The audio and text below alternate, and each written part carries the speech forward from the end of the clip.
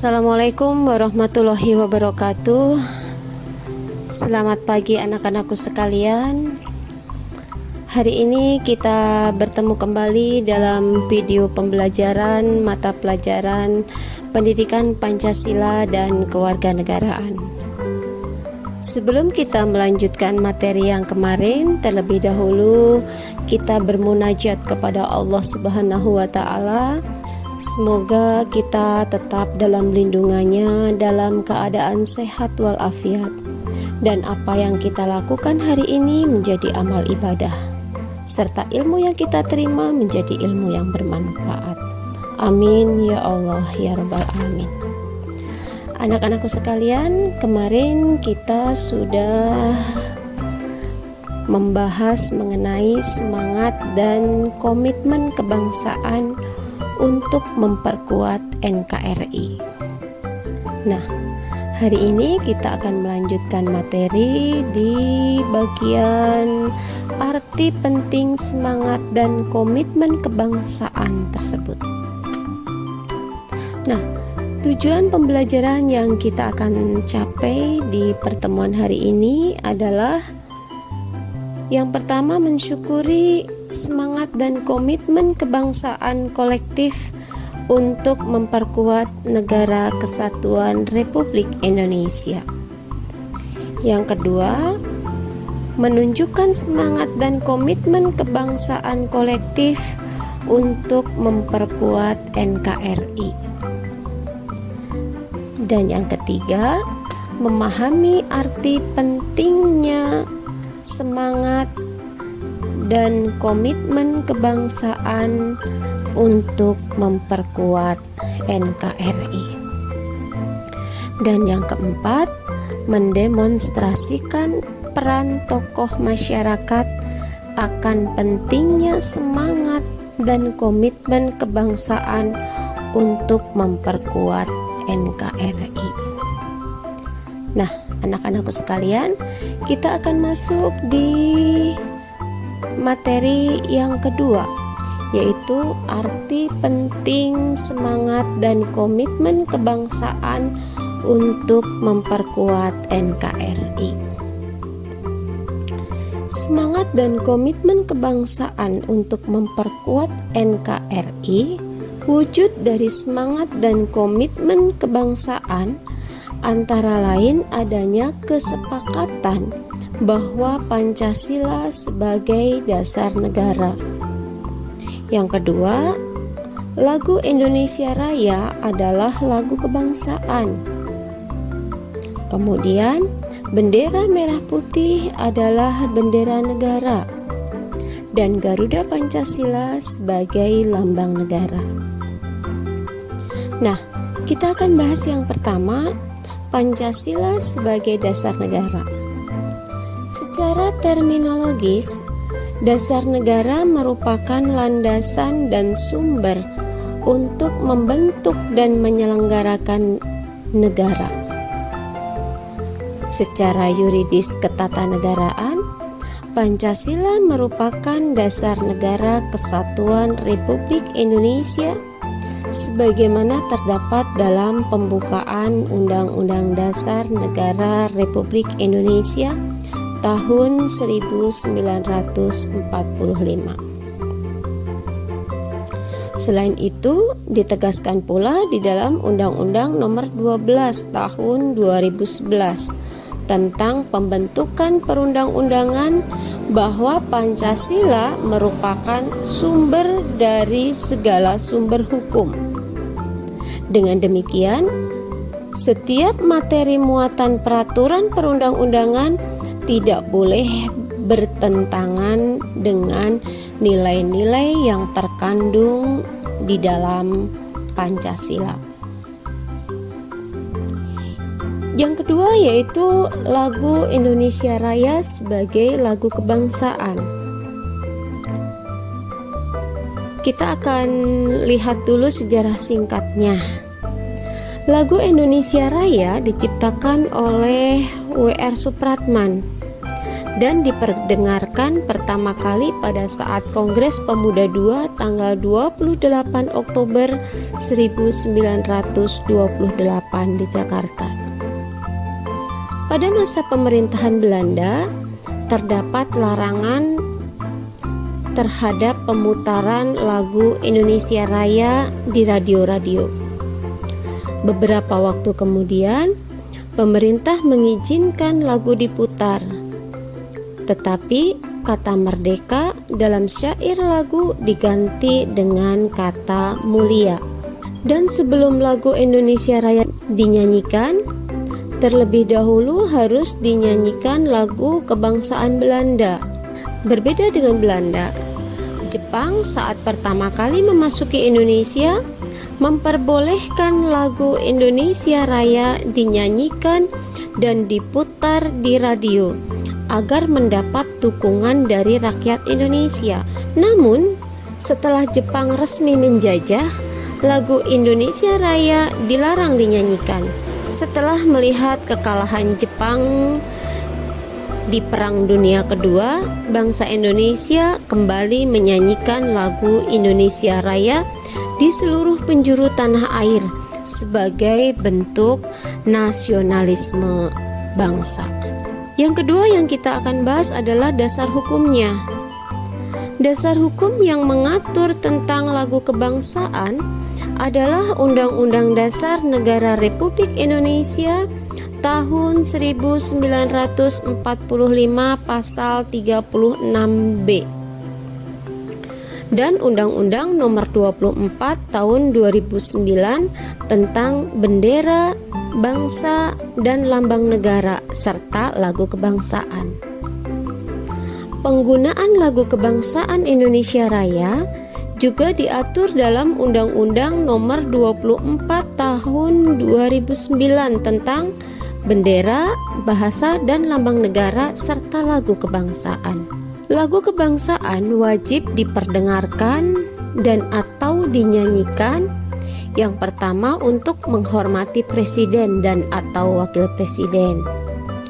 Yang kedua, untuk menghormati bendera negara pada waktu pengibaran atau penurunan bendera negara yang diadakan dalam upacara. Yang ketiga, dalam acara resmi yang diselenggarakan oleh pemerintah. Yang keempat, dalam acara pembukaan sidang paripurna Majelis Permusyawaratan Rakyat, Dewan Perwakilan Rakyat, Dewan Perwakilan Daerah, dan Dewan Perwakilan Rakyat Daerah. Yang kelima, untuk menghormati kepala negara atau kepala pemerintahan negara sahabat dalam kunjungan resmi. Yang keenam, dalam acara atau kegiatan olahraga internasional. Dan yang ketujuh, dalam acara ataupun kompetisi ilmu pengetahuan, teknologi, dan seni internasional yang diselenggarakan di Indonesia. Yang ketiga, bendera merah putih sebagai bendera kebangsaan. Kita lihat secara singkatnya. Bendera atau panji merah putih diduga telah digunakan di Nusantara sejak masa kerajaan.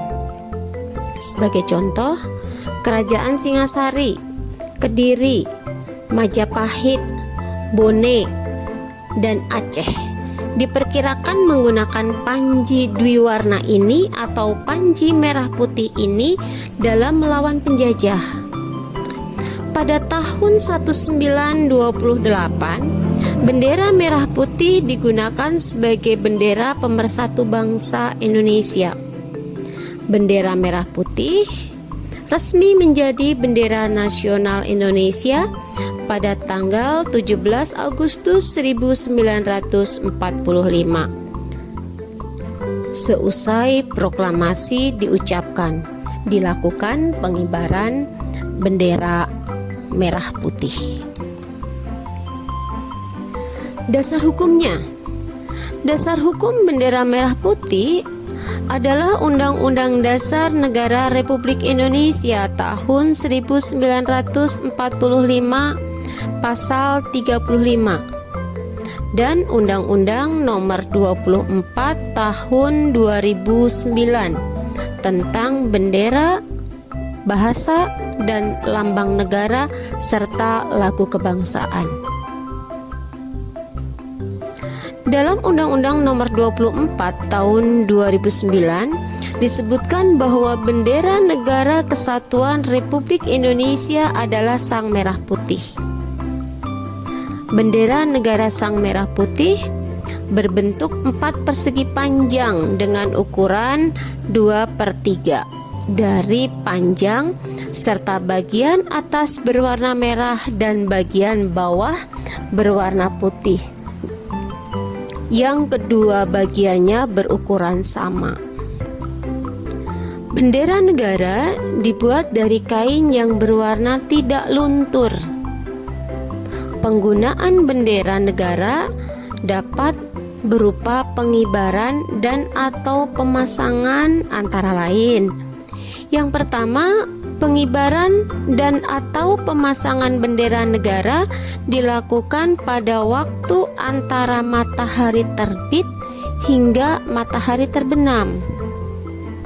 Yang kedua, dalam keadaan tertentu, pengibaran dan atau pemasangan bendera negara dapat dilakukan pada malam hari.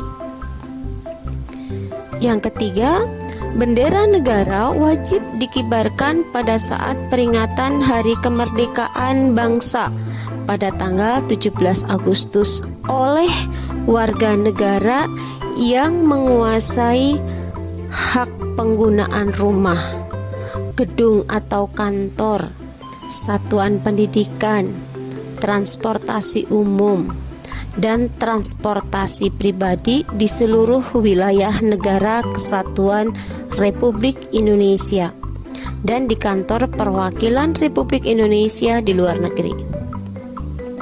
Dan yang keempat, selain pengibaran pada tanggal 17 Agustus, bendera negara dikibarkan pada waktu peringatan hari-hari besar nasional atau peristiwa lain. Bendera negara wajib dikibarkan setiap hari di Istana Negara dan di gedung-gedung perkantoran. Bendera negara ini juga wajib dipasang pada kereta api yang digunakan presiden atau wakil presiden, kapal milik pemerintah, atau kapal yang terdaftar di Indonesia pada waktu berlabuh dan berlayar. Juga dipasang di pesawat terbang milik pemerintah atau pesawat terbang yang terdaftar di Indonesia. Bendera negara ini juga dapat dikibarkan dan atau dipasang pada kendaraan atau mobil dinas, pertemuan resmi pemerintah dan atau organisasi, perayaan adat atau agama, pertandingan olahraga, dan perayaan atau peristiwa yang lain. Bendera negara juga dipasang di mobil-mobil dinas yang digunakan oleh pejabat negara. Pejabat tinggi pemerintah negara asing juga menggunakan mobil yang disediakan pemerintah, maka di sana juga harus dipasang bendera merah putih. Bendera negara itu juga dapat digunakan sebagai tanda perdamaian, juga dapat digunakan sebagai tanda berkabung, dan juga dapat digunakan sebagai penutup peti atau usungan jenazah. Bendera negara digunakan sebagai tanda berkabung dengan dikibarkan setengah tiang. Apabila presiden dan atau wakil presiden, mantan presiden atau mantan wakil presiden, pemimpin atau anggota lembaga negara, menteri atau pejabat setingkat menteri, kepala daerah, dan atau pimpinan Dewan Perwakilan Rakyat daerah meninggal dunia. Nah, itu adalah penggunaan bendera merah putih. Selain itu, terdapat juga ketentuan mengenai larangan yang berkaitan dengan bendera merah putih. yaitu setiap orang dilarang pertama merusak, merobek, menginjak-injak, membakar, atau melakukan perbuatan lain dengan maksud menodai, menghina, atau merendahkan kehormatan bendera negara. Yang kedua, memakai bendera negara untuk reklame atau iklan komersial. Yang ketiga, mengibarkan bendera negara yang rusak, robek, luntur, kusut atau kusam. Yang keempat, mencetak, menyulam, dan menulis huruf, angka, gambar atau tanda lain, dan memasang lencana atau benda apapun pada bendera negara. Dan yang kelima, memakai bendera negara untuk langit-langit, untuk atap, untuk pembungkus barang, atau tutup barang yang dapat menurunkan kehormatan bendera negara. Nah, yang berikutnya yaitu Pancasila sebagai lambang negara. Kita lihat sejarah singkatnya. Lambang burung Garuda banyak muncul di berbagai kisah daerah, terutama di Jawa dan Bali. Dalam kisah-kisah tersebut, Garuda melambangkan kebajikan, pengetahuan, kekuatan, keberanian, kesetiaan, dan juga disiplin. Selain terdapat dalam kisah-kisah, Garuda juga terdapat dalam candi-candi sebagai kendaraan Wisnu, seperti Prambanan, Mendut, dan Panataran. Pada tanggal 10 Januari 1950, dibentuk sebuah panitia yang bertugas untuk menyeleksi usulan rancangan lambang negara untuk dipilih dan diajukan kepada pemerintah, yaitu Panitia Lencana Negara. Kemudian terpilihlah rencana lambang negara yang diusulkan oleh Sultan Hamid II. Setelah dilakukan diskusi bersama Presiden, diperoleh kesepakatan, yaitu mengganti warna pita yang dicengkeram Garuda menjadi warna putih yang semula berwarna merah putih, dan menambahkan semboyan Bhinneka Tunggal Ika. Selanjutnya dilakukan penambahan lainnya, seperti penambahan jambul di kepala Garuda. Garuda Pancasila diresmikan sebagai lambang negara pertama kali pada sidang Kabinet Republik Indonesia Serikat pada tanggal 11 Februari 1950. Sekarang kita lihat dasar hukum Garuda Pancasila sebagai lambang negara. Dasar hukum yang mengatur tentang lambang negara Garuda Pancasila adalah Undang-Undang Dasar Negara Republik Indonesia tahun 1945 Pasal 36A dan Undang-Undang Nomor 24 Tahun 2009 tentang bendera, bahasa, dan lambang negara serta lagu kebangsaan. Dalam Undang-Undang Nomor 24 Tahun 2009 disebutkan bahwa lambang negara Republik Indonesia berbentuk Garuda Pancasila yang kepalanya menoleh lurus ke sebelah kanan.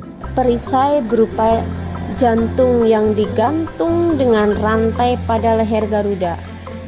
Dengan semboyan Bhinneka Tunggal Ika ditulis di atas pita yang dicengkeram oleh Garuda. Ketentuan lain yang berkaitan dengan Garuda Pancasila yaitu: pertama, Garuda dengan perisai memiliki paruh, sayap, ekor, dan cakar yang mewujudkan lambang tenaga pembangunan. Yang kedua, Garuda memiliki sayap yang masing-masing berbulu 17, berekor 8, pangkal ekor berbulu 19, dan leher berbulu 45.